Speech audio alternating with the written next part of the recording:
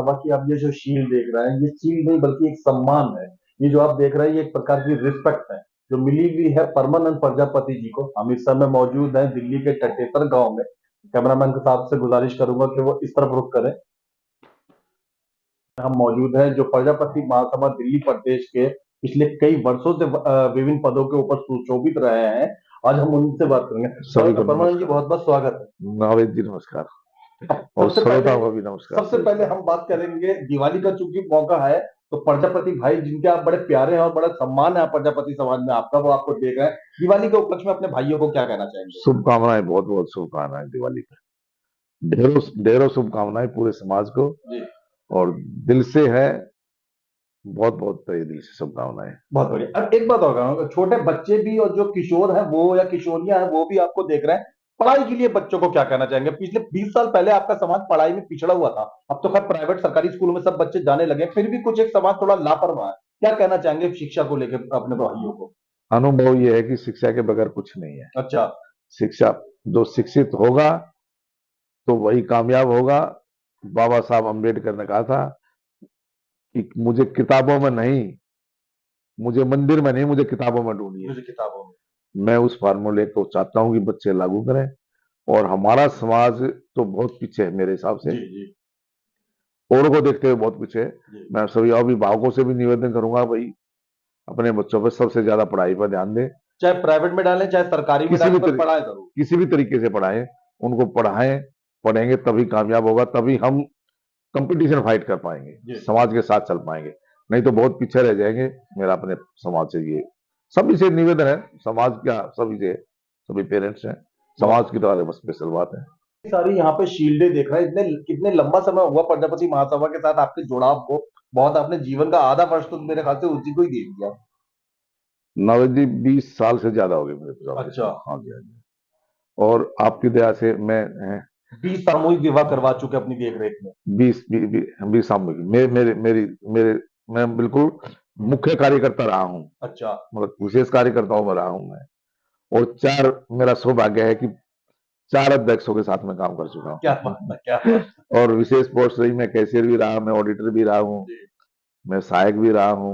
और पोस्ट से कोई मतलब नहीं, काम करने से मतलब हाँ, काम कर रहे है। मेरा सौभाग्य है कि मेरा अनुभव इस मामले में, बल्कि पांचवें प्रधान है ये हैं। प्रदीप अच्छा। जी, पांचवें अध्यक्ष है हमारे ये। तो भगवान की दया से सब ठीक है, बहुत कंपटीशन। बढ़िया।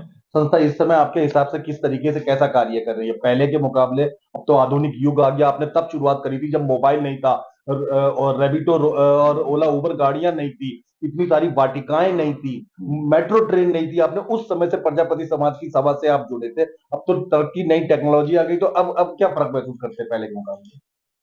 पहले के मुकाबले काफी बहुत ज्यादा सुधार है, लेकिन जितना जितना मैं चाहता हूं उतना नहीं हो पाया है। अच्छा। उतना नहीं हो पाया है। और वैसे फिर भी हम सामुदायिक भवन से निकल के वाटिकाओं में आगे प्रोग्राम करने के लिए, जी जी। और सफल प्रोग्राम रहे हैं हमारे, मेरी लिहाज से तो। बाकी तो अच्छी चल रही है सभा। और मेरा तो सबसे मूल मंत्र है, जिन सभाओं के पदाधिकारी बदलते रहेंगे, पोस्टें बदलती रहेंगी, वो सभा सामाजिक रहेंगी। नहीं तो जैसे बाकी सभाएं दिल्ली में चल रही है, एक जो बन गया उसी की सभा होगी, तो वो सामाजिक नहीं रहती, वो किसी पर्सनल आदमी की हो मतलब जाएगी। एक पुरानी कहावत है कि बदलाव प्रकृति का नियम है।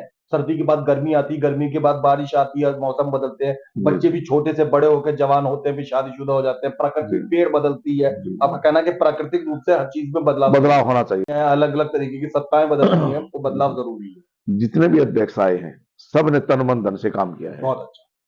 सब ने तन मन धन से काम किया है। लेकिन काम करने में, हर एक अध्यक्ष के काम करने में कुछ ना कुछ अंतर है, जी। नयापन है, कुछ ना कुछ नयापन है उनका काम करने का। तो मेरा मानना है कि वो बदलाव होता रहना चाहिए। संस्था आपके साल में दो बड़े प्रोग्राम करवाती है, सामूहिक विवाह और प्रतिभाशाली बच्चों को सम्मान। ये दो प्रोग्राम जो इस वर्ष में हुआ, वो कैसे रहे आपके अपने तजुर्बे से? आप तो 20 साल देखिए से देख रहे हैं। देखिए पिछले पिछले 10 साल में 21 कन्याओं की शादी हम नहीं कर पाए थे। अच्छा। अब की बार 21 कन्याओं की इस शादी बार थी। 21 की हुई? जी हाँ, छतरपुर में 21 कन्याओं की शादी थी। बहुत सफल आयोजन था। हाँ। और ये अभी 25 दिसंबर, इसका 2 अक्टूबर का प्रोग्राम था। इसमें भी हमने एक नया शुरू किया है, जो 5वीं क्लास तक के जो बच्चे थे, 8वीं तक के जो बच्चे थे, वो हमारे प्रोग्राम में शामिल नहीं होते थे। उसमें भी एक प्रतियोगिता हमने शामिल की है। और हम चाहते हैं कि छोटे बच्चे भी, जब नीम को ही छोटे पौधे को हम अच्छा खुराक देंगे, तभी बड़ा होकर मजबूत बनेगा वो। हाँ हाँ। तो हम चाहते हैं कि छोटे जब 5वीं तक के बच्चे हैं, छोटे उन्हीं से कंपटीशन लड़ना सिखाया जाए, शुरुआत की जाए उनकी कंपटीशन।